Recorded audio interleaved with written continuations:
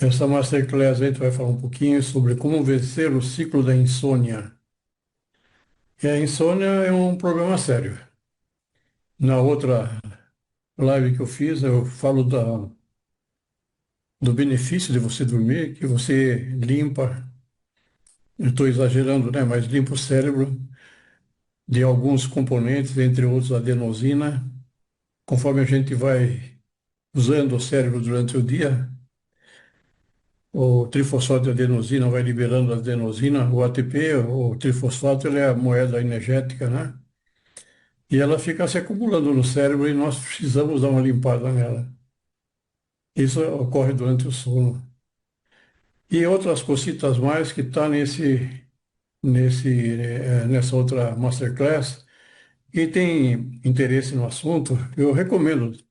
Assista a outra também, que ela complementa, ou esta complementa a outra, né? Bom, então eu queria começar com um causo. Esse, essa Ana Cláudia é uma pessoa normal, como nós já fomos um dia. E ela achava que dormir era muito simples, é só deitar na cama, fechar os olhos e em alguns minutos estava dormindo. Mas aconteceu que, com o tempo, algumas situações indesejadas apareciam e ela tinha um pouco mais de dificuldade de dormir, mas ela dormia. Mas ela começou a perceber que numa noite ela não conseguia dormir. E ela contava no relógio. Puxa vida, eu ia dormir 8 horas, agora estou 1 hora em sono, então só tenho 6 horas para dormir. E aí ia contando, ia ficando ansiosa, nervosa, e ela começava a pensar assim, puxa vida, eu não estou dormindo bem hoje, como é que vai ser meu dia? Vai ser um desastre? Vai ser um problema? Isso retroalimentava a insônia dela. E uma noite, 2 noites, foram se passando e aquilo foi aumentando, foi progredindo. O que aconteceu nesse processo? O cérebro foi se adaptando a não dormir. Então, essa parte do sono, ela é extremamente importante. Tem até um ritual do sono que é recomendado fazer. Depois a gente fala um pouquinho sobre isso aí. Mas o que aconteceu então com essa Ana? Ela percebeu que ela ficava muito tensa, ficava fazendo contas, cálculos, ficava pensando na prestação que ela tinha que pagar, e tudo isso aí deixava ela muito acelerada, porque ela queria aproveitar esse tempo que não conseguia dormir. E a coisa vai se agravando, agravando, agravando. Mas a boa notícia é que isso tem retorno, dá para a gente retornar. Desde que a gente entenda o processo e assuma conscientemente a nossa função de se permitir dormir. É uma coisa, às vezes, difícil, né? Muito bem. Então, essa masterclass que eu falei para vocês é essa: sono, estresse, esgotamento. Então, se vocês quiserem depois acessar, eu já mandei esse link para vocês na outra oportunidade, mas de qualquer forma a gente pode disponibilizar novamente. E lá a gente traz um pouco mais detalhes da fase do sono chamado sono N1, que é o início do sono, depois a estabilização do sono, sono profundo, e aí chega na fase REM, que é a fase em que os nossos olhos se movem de um lado para o outro, fica se movendo, né? É chamado de Random Eyes Movement, né? Movimento randômico dos olhos, né? Enfim, é bem numa fase importante, na fase dos sonhos. Muitos falam que é numa fase em que a gente elimina muito estresse, elimina traumas. Enfim, se vocês quiserem dar uma lida, dar uma olhada no YouTube, está lá. E lá eu trago também quais são as redes neurais que estão envolvidas nessa fase não REM, que é a fase de sincronização e recuperação, e a fase REM, que é a fase das emoções, do sonho, da interação. É como se o nosso cérebro tivesse funcionando, mas desligado da consciência, da parte consciente. Então nós temos percepções de sonhos e assim vai, mas de uma forma involuntária, elas vêm. Não sei quanto que é involuntário, porque nosso querido Jung fala muito dos sonhos, né? Do Freud também, enfim. Hoje nós vamos dar um passo além. Por que a insônia começa? Como o cérebro aprende a permanecer acordado? O papel dos hormônios e do relógio biológico. Quais hábitos mantêm o problema? Como reconstruir o caminho do sono? Onde entra a autorregulação? Então vocês veem que a insônia não vem do nada, ela tem um princípio. E esse princípio nos leva à repetição de padrões. E aí nosso cérebro vai aprendendo a permanecer acordado. E ele vai ter sono bem na hora que não é para a gente dormir. Pode ser à tarde ou um cochilo que a gente não quer levantar depois. E isso é uma necessidade. Começa a aumentar a pressão do sono, que a gente vai falar um pouquinho sobre essa pressão do sono também. E no fim, o que acontece? A gente começa a repetir padrões, padrões desagradáveis, padrões prejudiciais para o nosso corpo. E nós temos como retornar isso, sim. Então, muitas pessoas enfrentam o problema. Quando a gente acha que é só uma pessoa, duas ou três, quando a gente olha em termos globais, o Brasil, uma população nossa é de mais ou menos 213 milhões de pessoas.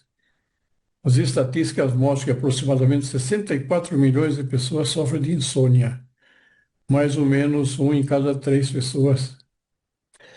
E essa insônia crônica, ela leva mais de 21 milhões de pessoas, ou seja, 10% da população. E se aplicar essas mesmas informações estatísticas para nível global, 8,1 bilhões de pessoas, talvez tenha mais. Hoje eu acho que está em 8,5, se não me engano. Não importa. Mas aí tem, aplicando os mesmos índices, 2,4 bilhões de pessoas com problemas de insônia. E a insônia crônica é aquela que realmente a pessoa tem muita dificuldade de dormir, 810 milhões. Então tem muita gente, muita gente. E essas estatísticas são aproximadas, né? Logicamente não é uma coisa assim na ponta do lápis, mas a gente vê que é um problema mundial isso, não é só no Brasil. O Brasil faz parte desse problema todo. Isso eu acho que foi ainda mais sério na época da pandemia, em que as pessoas ficavam extremamente ansiosas com o problema da Covid, e muita gente teve, se eu não me engano, foi por volta de 29% o crescimento da ansiedade durante esse período da pandemia. E aí tem aquela dualidade, o que que é cansaço, o que que é sonolência. Então, a gente tem que diferenciar clinicamente o que é uma coisa, o que é outra. O cansaço é realmente quando a gente esgota, acaba as energias, a gente quer parar de fazer o que está fazendo, de atividade, às vezes até toma café para se manter desperto e assim vai. E aí você tem o outro lado da moeda, que é aquele sono, aqueles olhos pesados, em que você tem uma tensão real, uma tendência real de dormir, de estar realmente mole para dormir. Então existe uma diferença, em que nem sempre que a gente está cansado, a gente vai ter sono.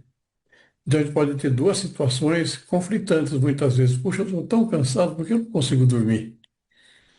Né?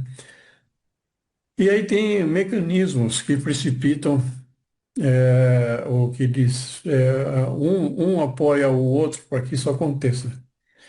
E a que chama da pressão do sono, para a gente dormir, existe essa pressão do sono que a gente vai falar um pouquinho mais para frente, mas aí nós temos que nos lembrar do ciclo circadiano, em que existe sim um momento para você acordar de manhã, existe sim um momento para você dormir à noite, né?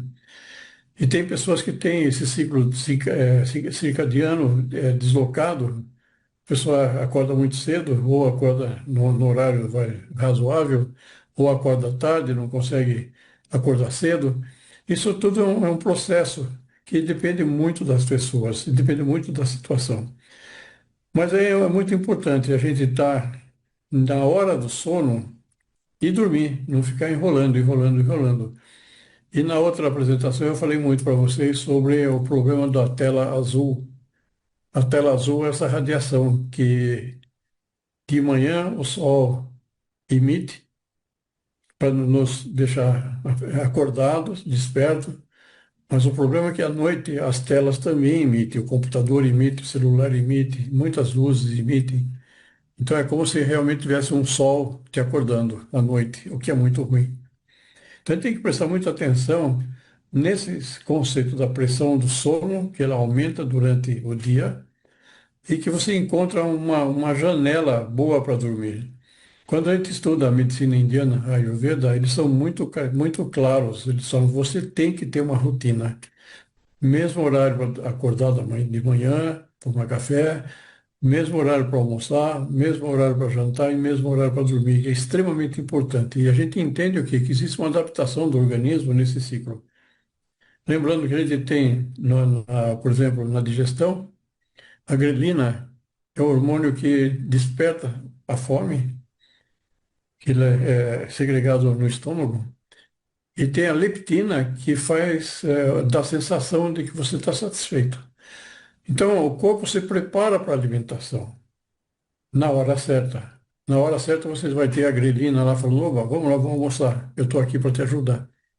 Mas como a gente bagunça tudo, não tem horário para dormir, não tem horário para acordar, fica vendo televisão até tarde da noite, e a coisa fica muito confusa, né? E aí nosso sistema fica desorganizado, e a gente tende a cochilar durante o dia, e aí e tem todos esses hábitos que vão alterando aquilo que a gente chama de pressão do sono e o relógio biológico. Então é muito importante a gente manter um padrão. Essas pessoas que trabalham em turno, trabalham um turno da manhã, depois um turno da tarde, um turno da noite, essas têm o relógio biológico deles completamente virado. Não sei muito longe, você pega o piloto, né, que faz voo internacional, então eles têm problema seríssimo com o fuso horário. Enfim, tudo isso aí atrapalha o sono e pode levar a grandes problemas de saúde, né? E nós temos, então, redes neurais que facilitam o sono, que está aqui ó, do lado esquerdo, que é o hipotálamo, o núcleo supraquiasmático. O supraquiasmático é muito importante porque ele é o nosso relógio biológico, né? Ele que faz o nosso ciclo circadiano. Quando ele identifica a luz, então ele tem um comportamento. Quando ele não identifica a luz, ele tem outro comportamento. Isso vocês veem lá na outra live também. E tem vários circuitos no hipocampo, e tem o predomínio do GABA, que é um neurotransmissor extremamente importante. Então, durante o sono saudável, então nós temos todo um metabolismo do sono, vou chamar assim. O GABA, ele é um hormônio que desacelera o corpo. Vamos chamar, não é que inibe, mas ele tende a desacelerar, tende a inibir esses processos, né? Muito bem, então nessa situação você tem uma redução do estado de alerta, uma melhor estabilidade fisiológica, uma transição natural para o sono. Então, você é favorecido para uma noite gostosa, uma noite tranquila. Por outro lado, aqui nós temos essas redes da insônia, vamos chamar da rede de insônia, onde a primeira lá é a amígdala, é a amígdala cerebral, ou o corpo amigdaloide, que ela é responsável pelo nosso sistema de alerta. E quando ela está realmente hiperreativa, hipersensibilizada, ela dificulta o nosso sono, porque a gente está sempre esperando que alguma coisa ruim vai acontecer.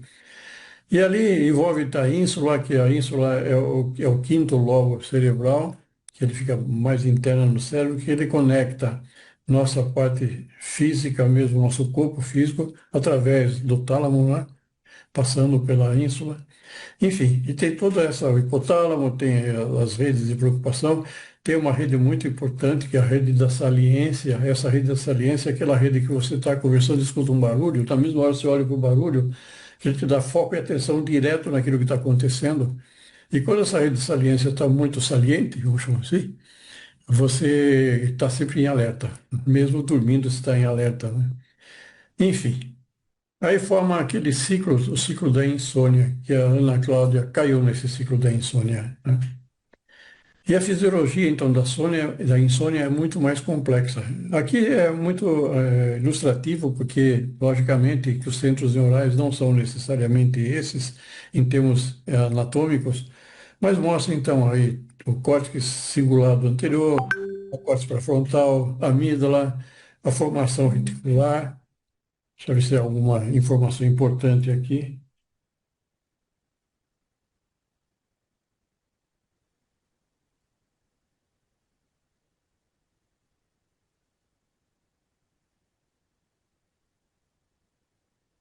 Não, está tudo bem.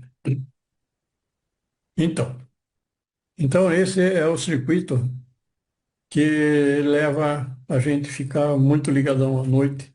Então tem a hiperativação dessas redes, das redes de ameaça de atenção, daí vem a amígdala, o símbolo anterior, ínsula e assim vai. Temos depois a parte dos hormônios neurotransmissores também. Enfim, tudo isso aí leva a uma pessoa que fica insone, de fixo de ter um sono reparador como a gente precisa ter. E aí tem nesse ciclo, então, a gente tem ou pensamentos. Deixa eu desligar isso aqui, porque não vai dar certo aqui. Pronto. A gente começa a pensar quanto tempo ainda tenho para dormir, como é que vai ser o meu dia seguinte, aquela conta para pagar, aquele compromisso que eu tenho pela manhã, será que eu vou conseguir levantar? Isso o cérebro começa a entender como ameaça. Ameaça, ameaça é um risco, um problema iminente que pode acontecer, e aí o corpo fica sob tensão, fica em alerta, e a vigília, e aí o que acontece? A gente não consegue desligar. E aí é difícil de dormir. E aí a gente começa a se esforçar. Quanto mais a gente esforça, quanto maior a preocupação, maior a tendência em ficar alerta. Então a gente não pode forçar o sono. Se a gente forçar o sono, piora, né? Piora a situação. Isso forma um ciclo, um condicionamento. Alerta e preocupação, quando você está deitado na cama e não consegue dormir, você tem que pensar em alguma coisa. E logo, normalmente são pensamentos ruins, né? Esses pensamentos, as preocupações levam ao estresse, alerta, ansiedade, levam à dificuldade de dormir, e aí você fica com menos sono, o sono fica insuficiente, cansaço, irritabilidade, a pessoa fica muito irritada no dia seguinte porque não descansa, e aumenta a preocupação porque não consegue dormir, e reforça o sistema de alerta. Então o cérebro vai aprendendo, ele vai aprendendo a permanecer em estado de alerta. E aí chega o estresse, a ansiedade e assim vai, né? Então é importante a gente quebrar esse sono. E o ciclo da insônia, então? O cérebro começa a antecipar uma noite difícil. Tentativa de dormir transforma-se em esforço. Esse é o problema, o esforço. A gente não pode se esforçar para dormir. A calma pode, a cama pode estar associada à vigília. É um condicionamento. Deito na cama, pronto, acordo. Aí eu consigo deitar no sofá e dormir no sofá. Vou para a cama, acordo. Então, condicionamento de vigília. Cama, preocupação, alerta, vigília. É o que acontece normalmente, né? E o silêncio diurno favorece a atividade mental. Então você se distrai um pouco e aí você não se preocupa em dormir durante o dia e se mantém acordado, né? Depois vem o medo das consequências.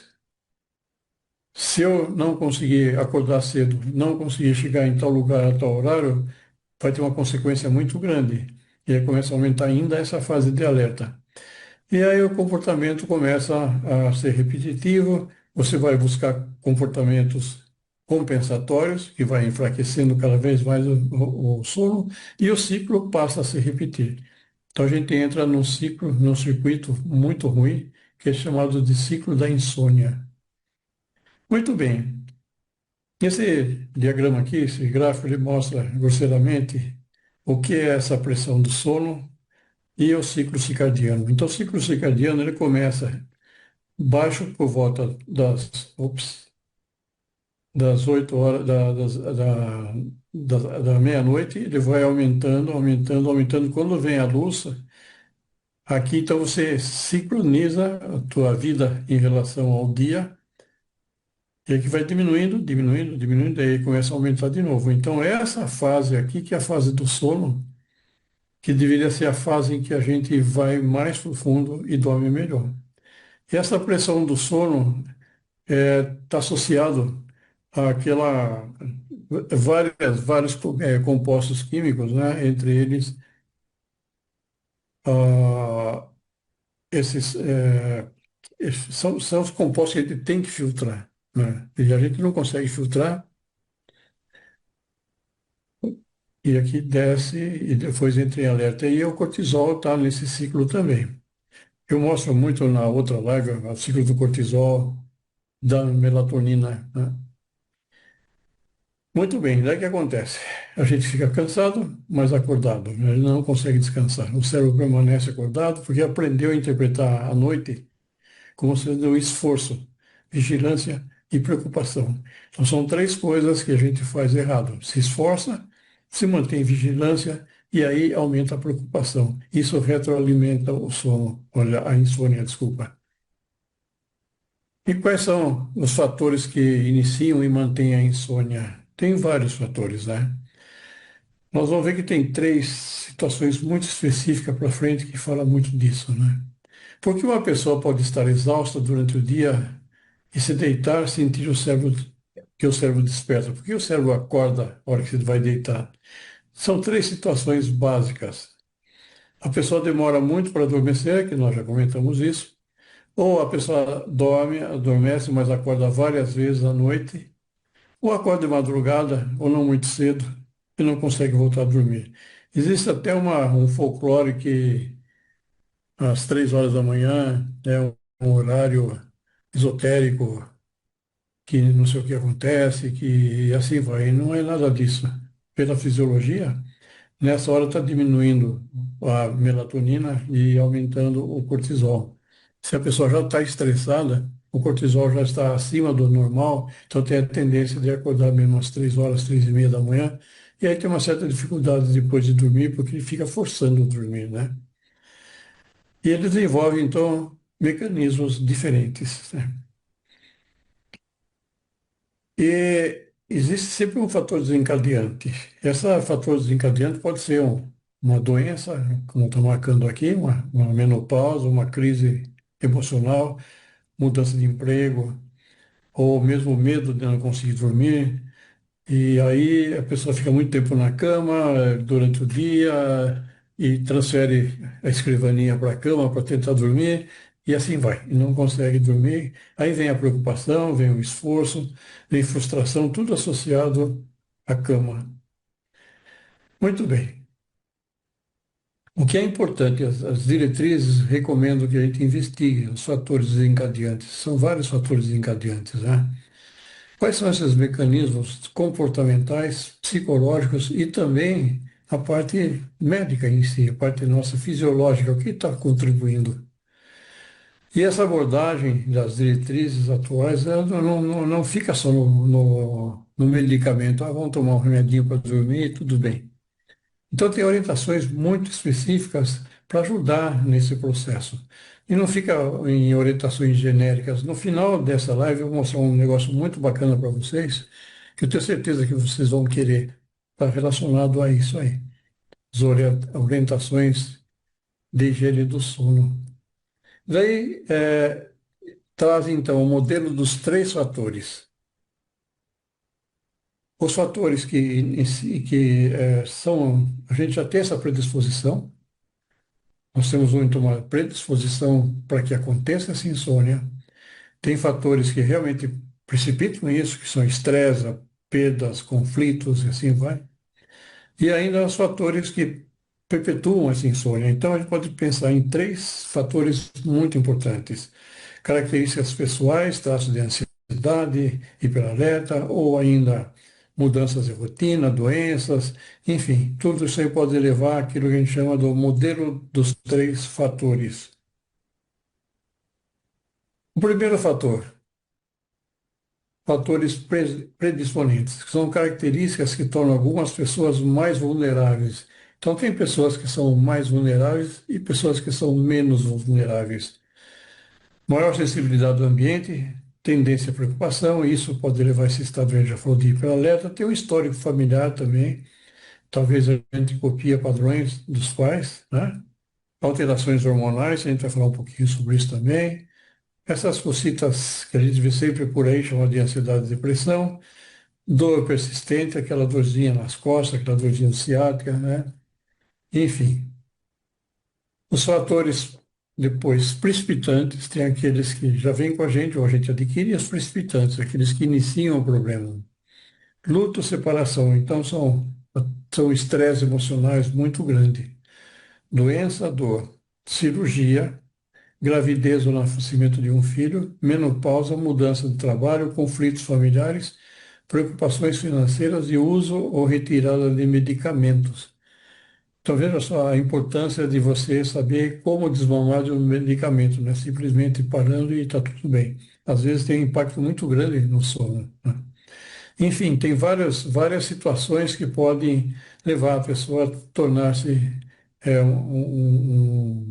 um insone e se manter assim, né? Esses são aqueles fatores que tendem a perpetuar aqueles que mantêm o problema. Então, existe uma disposição já prévia, os fatores que influenciam e os fatores que mantêm. São esses três fatores, né?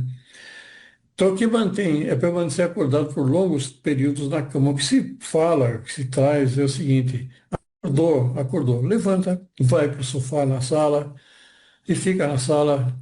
Aí tem uns truquezinhos, porque a tendência da pessoa é ficar pensando em problemas. Então ele fala assim, bom, se você tem um raciocínio mais ou menos lógico, a tendência é você ficar nesse raciocínio. Então faça um exercício meio bobo, assim. Pega uma palavra qualquer, casa, começa com C. Então começa a pensar em palavras que têm a letra C. E você passa casa, e aí você começa a trazer outras palavras, de repente você muda para a letra A, depois volta para o S, depois vai para o A, e você fica zanzando assim, e não existe uma continuidade de pensamento. Isso, segundo se comenta, se quebra um pouco esse padrão de ficar pensando besteira na cama, né? E aí, outro erro, tentar dormir até mais tarde. Ah, eu fui dormir às 2 horas da manhã, então vou acordar às 10 hoje. Aí vai bagunçar a noite seguinte e começa a tornar uma bola de neve, né? Aí os cochilados, né, durante o dia e durante a noite acorda, fica olhando o relógio, fica olhando o celular para ver que horas são. E aí isso tudo começa a transformar em fatores que mantêm o problema de sono, né?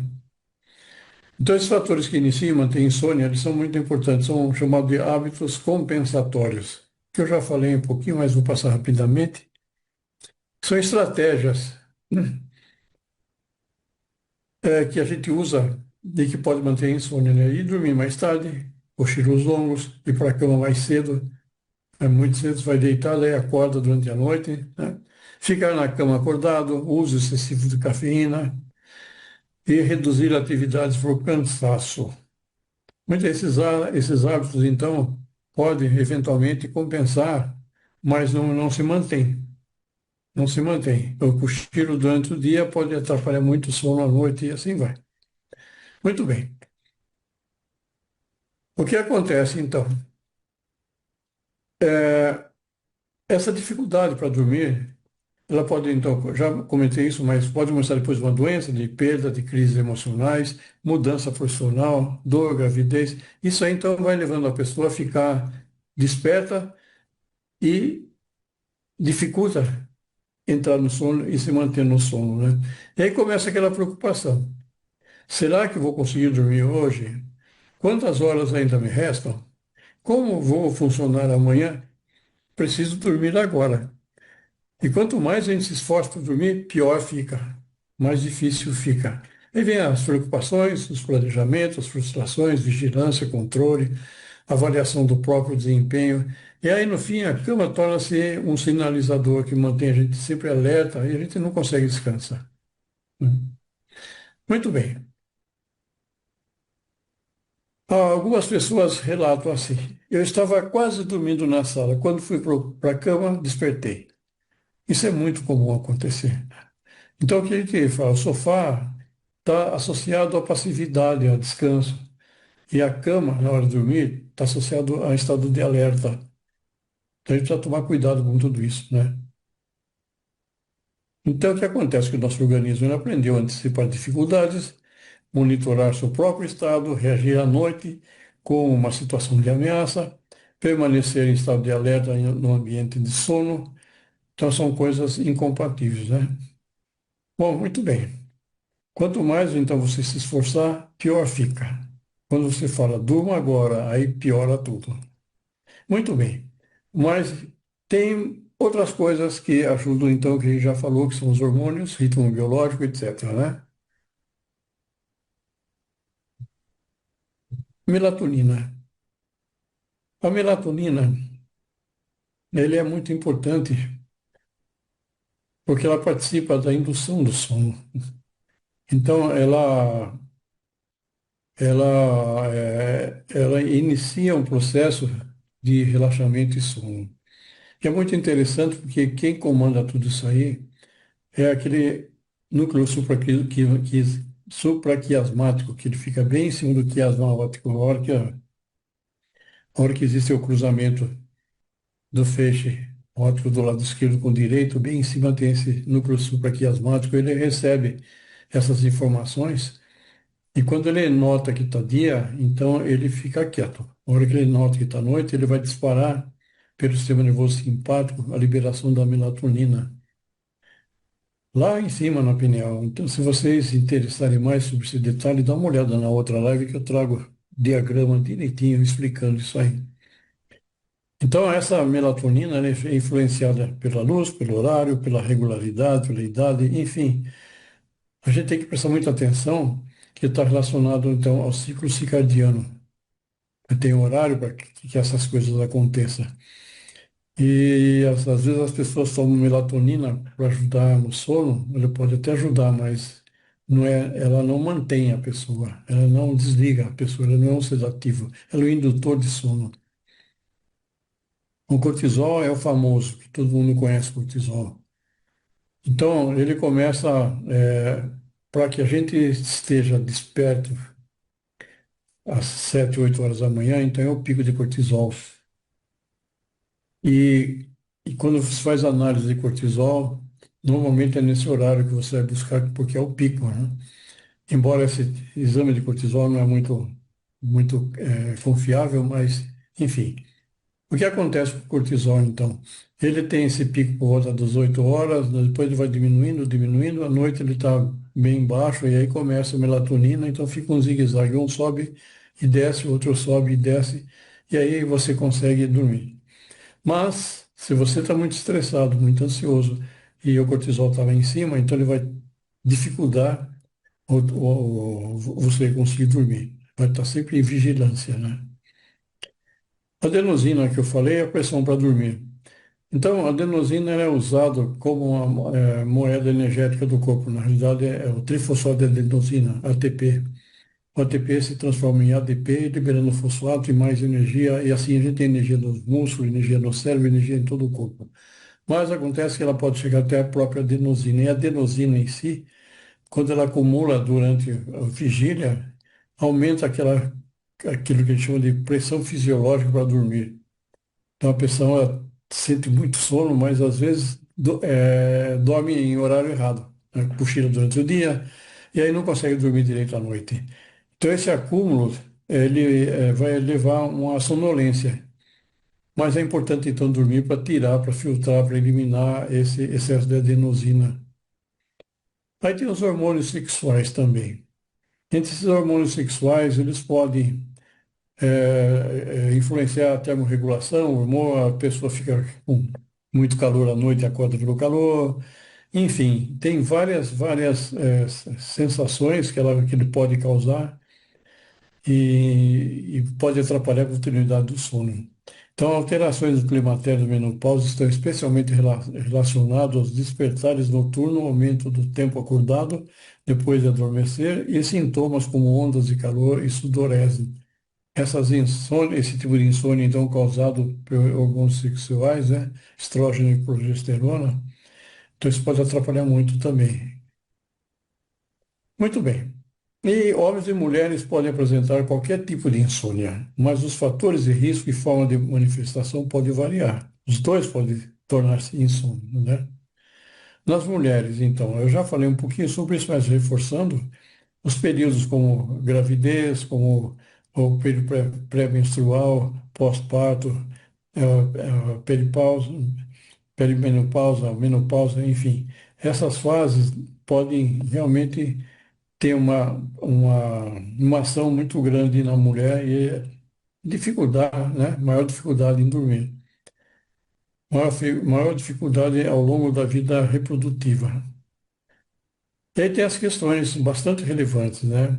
A flutuação hormonal, as ondas de calor, a prevalência de ansiedade e depressão, dor, síndrome das pernas inquietas. Lá naquela outra live eu falo muito de todas essas possibilidades de patologias que podem estar atrapalhando o sono, incluindo a apneia obstrutiva do sono, né, que é muito comum nisso. Enfim, todo esse processo na mulher pode atrapalhar o sono, né, pode levar à insônia feminina. E no homem também. E no homem ele tem o ronco, a apneia, que é muito comum. A pessoa alcoolizado, ele bebe para dormir. Acontece que tem um efeito rebote à noite, que ele acorda. É uma ilusão beber para dormir, porque pode até pegar no sono, mas depois tem o efeito rebote. Trabalhar em turnos é muito ruim. Eu falei do pessoal, dos pilotos de aviação, né? E assim vai. Essas questões são muito relevantes para que as pessoas consigam dormir direitinho. Mesmo se você se alimentar muito na hora que vai dormir, isso pode ser homem ou mulher, também atrapalha o sono. Então, outros fatores como cansaço, irritabilidade, redução de desempenho, adormecimento durante o dia e o uso do álcool na tentativa de induzir o sono. Então, essas queixas podem ser muito frequentes. Então, o sexo e o gênero não determinam a causa da insônia, mas ajudam a formular perguntas clínicas mais precisas. Então, mais lá para o fim da nossa apresentação, a gente vai falar um pouquinho mais sobre esse negócio chamado perguntas clínicas, né? Muito bem, então, tem esse ciclo circadiano que a gente tem que seguir, que é o nosso relógio biológico, e a luz é o principal sincronizador. Então, o que se fala é que é muito importante de manhã, a hora que você levanta, se tiver sol, vai lá, fica olhando de olhos fechados, vendo para o sol, receba aquela luz que desperta a pessoa. Vocês veem, por exemplo, nesses países em que o inverno é muito prolongado, tem essas depressões sazonais, às vezes a pessoa fica 2, 3 meses de depressão pela falta de luz. É muito importante a gente estar recebendo essa luz do dia, né? Muito bem. A neurofisiologia hiperalética, eu vou passar de uma forma bem simples, bem superficial, mas aqui, o hiperalerta físico, tensão muscular, respiração superficial, batimentos aumentados, inquietação, isso são hiperalertas físicos, que podem levar a hiperalertas emocionais, que são os planejamentos, fica planejando o que eu vou fazer o dia seguinte, as lembranças de coisas que não deviam ser lembradas, preocupações, as tentativas de resolver problemas. Então, à noite, a gente fica muito mais sensível a essas coisas. Isso leva, então, a uma antecipação negativa. Hoje eu também não vou conseguir dormir. Essa previsão, na realidade, vai se tornando cada vez mais efetiva, né? Então, quanto mais a pessoa se esforçar para dormir, o cérebro permanece cada vez mais em alerta. A gente precisa achar um meio de desligar essa preocupação, tudo isso aí.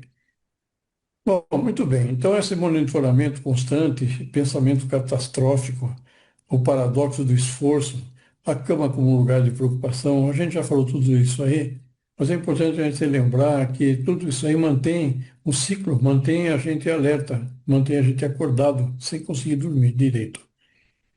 E tem esse ciclo condicionado da insônia. O medo de não dormir leva ao esforço e monitoramento. Aumenta o estado de alerta, mais vigília, mais confirmação do medo, mais insônia. Então a gente fica nesse ciclo condicionado, é um condicionamento que a gente no fim não consegue dormir. Muito bem. Esses compensatórios, então, já falei mais ou menos sobre isso, que são os hábitos indesejáveis de manter a insônia, ir para a cama cedo demais, permanecer muito tempo na cama e dormir até mais tarde após uma noite ruim. Então, a gente vai, busca uma compensação para a noite e essa compensação só atrapalha só. E aí, cochilar durante o dia, olhar o relógio repetidamente, eu estou fazendo um resumo do que a gente já falou, né? Usar telas na cama, resolver problemas no quarto. E aí tem planejar, trabalhar, discutir, tomar decisões importantes na cama. Tudo isso aí deixa uma atividade muito intensa e a gente não consegue dormir direito. Então, uso do álcool, consumo de estimulantes em horários inadequados. As cafeínas, tem pessoas que precisam de mais de 10, 12 horas para digerir a cafeína, para metabolizar a cafeína, né? Não para digerir, para metabolizar. E você fala, eu tomei às 3 da tarde, assim, 3 mais 12 dá, e aquilo fica no corpo, né? Tem pessoas que metabolizam mais rápido a cafeína. E aí vem cancelar energia, cancelar atividades para economizar energia. Eu não vou fazer tal coisa, não vou fazer muita atividade para poder dormir melhor. E aí fica, então, naquele lenga-lenga, né? Muito bem. A reconstrução da associação entre cama e sono. A cama tem que ser sinônimo de sono, não de ficar usando o computador à tarde na cama, né? Então, a cama tem que levar a sonolência e a sonolência ao sono. Então, como é que a gente faz isso? Então, nós temos que ir para a cama quando a gente tiver com sono, sonolento. Não adianta ficar na televisão até o último momento e ir para a cama depois com aquela luz azul. Você não vai conseguir dormir, porque a melatonina não vai estar disponível. Evitar longos períodos de vigília na cama, ficar na cama lendo. Na cama não foi lugar, não é lugar para ficar lendo. E você pode sair do quarto e voltar quando a sonolência reaparecer. Usar a cama simplesmente para dormir, só para dormir. Manter o horário relativamente estável para levantar, então é muito importante o horário de dormir e levantar. E, por fim, quando a gente tem que investigar a insônia? E aí tem algumas coisas que a gente precisa tomar cuidado, a avaliação clínica mais cuidadosa. Roncos intensos e pausas respiratórias. Isso pode ser sinal de apneia obstrutiva do sono. Isso é muito sério. A apneia é muito sério. Engasgos ou falta de ar. Necessidade de mover as pernas. São as pernas inquietas. Então tem uma síndrome que as pernas ficam pulando à noite na cama e atrapalha logicamente o sono, né? Dor ou refluxo noturno é muito comum a pessoa ter refluxo, né? Que é refluxo aqui na válvula esofágica, que o ácido clorídrico ele permeia e vai para a garganta, dói a garganta, a pessoa tosse e não consegue dormir. Esses sintomas hormonais, a gente já falou, essa parte de ansiedade e depressão intensas que pode levar à insônia, sonolência diurna pode levar a risco de acidente e o uso frequente de medicamentos e álcool para dormir. Então essas coisas a gente tem que tomar cuidado, é sinal de alerta. E essa parte da apneia, mais uma vez, é muito importante. Eu tenho um caso acho que é um pastor nos Estados Unidos, ele tinha apneia do sono, e um dia, na apneia, ele teve uma frequência cardíaca, disparou, foi lá para 180, 190, que é muito além daquilo que é possível, né? E ele ficou muito mal devido à apneia do sono. Então é coisa séria a apneia. Muito bem. E aí nós temos, então, entramos com autorregulação com o Cardio Emotion, né? Muito bem. Mas como é que o Cardio Emotion pode ajudar nisso, né? Ele ajuda a perceber o estado corporal. Quando você está fazendo um treinamento, você está sentindo o teu corpo, como é que ele anda, né? Você ajusta a respiração, você consegue fazer uma respiração que a gente chama de respiração ressonante. A gente observa a resposta em tempo real. E conforme a gente vai repetindo esse treinamento, a gente vai reduzindo aquele hiperalerta, aqueles estados de amígdala estar muito ativa, o cortisol muito alto. Isso vai sendo regulado com o treinamento. Eu vou passar mais para frente um pouquinho. Eu peguei poucas referências, mas tem muitas referências na literatura falando sobre isso. O biofeedback, então, ele não obriga o organismo a dormir, ele não é um remédio para dormir. O que ele faz, ele ajuda a pessoa a reconhecer e reduzir o excesso de ativação, porque esse excesso de ativação é que mantém a pessoa acordada. Então, tem muitos artigos falando do treinamento com o biofeedback, HRV, para essa parte de sono. Então, treinar a autorregulação é aprender a desacelerar sem forçar o sono. Não adianta querer forçar o sono, que só piora. Então, a gente traz como metodologia de autorregulação uma série de informações, né, incluindo e-books, incluindo vídeos e, enfim, supervisão, para que as pessoas consigam ter um equilíbrio, não só para dormir, mas a gente já viu tudo sobre ansiedade, essas coisas, né? Então, o sono não pode ser forçado. Perceber o próprio estado, ele ajuda você a ver, poxa, estou tendo nota muito baixa, o que está acontecendo? Por que eu estou tão ansioso? E eu não consigo entrar em coerência cardíaca. Tudo isso são feedbacks que você pode ter para saber como é que está teu corpo, como é que está teu estado em si, se você está muito acelerado ou não. E é interessante, não, que o Cademocho, por exemplo, te dá essas informações em tempo real. Você não precisa esperar revelar uma chapa, você não precisa esperar nada. Está ali na hora, você está vendo, né, o feedback do que está acontecendo, né? E aqui o papel, então, do Cardemotion, ele ajuda a acompanhar, através de sinais visuais auditivos, a resposta do organismo, para que você faça um treinamento de autorregulação, para que você possa equilibrar o sistema nervoso autônomo com todos os benefícios que a gente conhece do equilíbrio autonômico, né? Então, o Cardemotion não deve ser encarado como uma cobrança por desempenho. Isso muitas vezes as pessoas, não, você tem que aumentar a nota, tem que aumentar a nota, tem que melhorar o resultado. E o que acontece? A pessoa vai ficando nervosa, ficando ansiosa e a nota vai caindo, o desempenho vai diminuindo. Então é um processo muito lúdico, muito importante para você sentir como você está nessa autorregulação, né? Bom, enfim, a parte mais importante talvez seja realmente isso de redução do hiperalerta. Quando a gente trabalha nesse eixo, já falei várias vezes sobre o trabalho da, da integração do Tyler e Lane, né, da neurointegração, em que ele mostra a relação entre coração, respiração, nervo vago, tronco cerebral, sistema límbico, e neocórtex, córtex cerebral e principalmente a pré-frontal, a parte da nossa córtex pré-frontal. Então, esse é um eixo muito importante de regulação do teu sistema nervoso autônomo, né?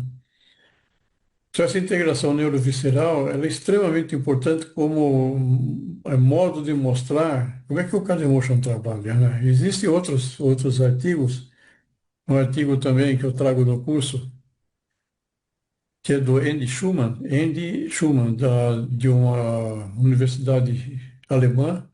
Ele é um psicólogo. Ele traz, então, treinos feitos com adultos saudáveis. Ele mostra que o treinamento feito com biofeedback de HRV, ele sincroniza 34 centros neurais e as arestas desses centros neurais. Então, são 34 centros extremamente importantes que passam por todas essas redes neurais que a gente falou, né? Bom, enfim, isso aí fica para o curso para quem já fez. Espero que se lembre. Quem não fez, está aberto para fazer.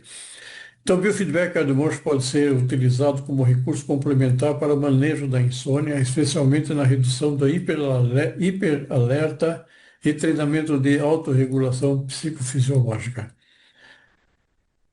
Muito bem.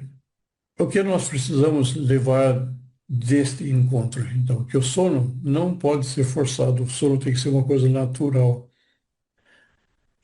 Alguns medicamentos são importantes, né, mas por tempo determinado. Você não pode ficar a vida inteira tomando um medicamento para o sono. Que o cansaço não é necessariamente uma sonolência. Cansaço é cansaço, sonolência é sonolência. A pressão do sono é extremamente importante a gente estar com o nosso relógio biológico e com essa pressão do sono que eles têm que estar em harmonia, eles têm que trabalhar juntos. Então, essa pressão do sono, que é derivada do ATP, lá da adenosina, né? Ela é muito importante você ter um controle sobre isso e manter o ciclo circadiano em ordem, um horário para tudo, horário para acordar, para trabalhar, para dormir, enfim.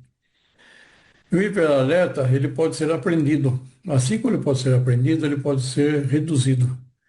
Então é importante a gente entender todo esse mecanismo que leva a gente nessa situação para poder saber como reduzir. E o Cardio Motion é muito usado para isso, né? Os comportamentos compensatórios que eu mostrei para vocês, principalmente o álcool, que a pessoa bebe no fim fica, né? A cama pode voltar a representar segurança, sonolência e sono. Então, a cama tem esse papel de segurança, de sonolência e de sono. E autorregulação é uma habilidade treinável, então nós podemos treinar a nossa autorregulação. E o Cardio Motion é uma possibilidade, né?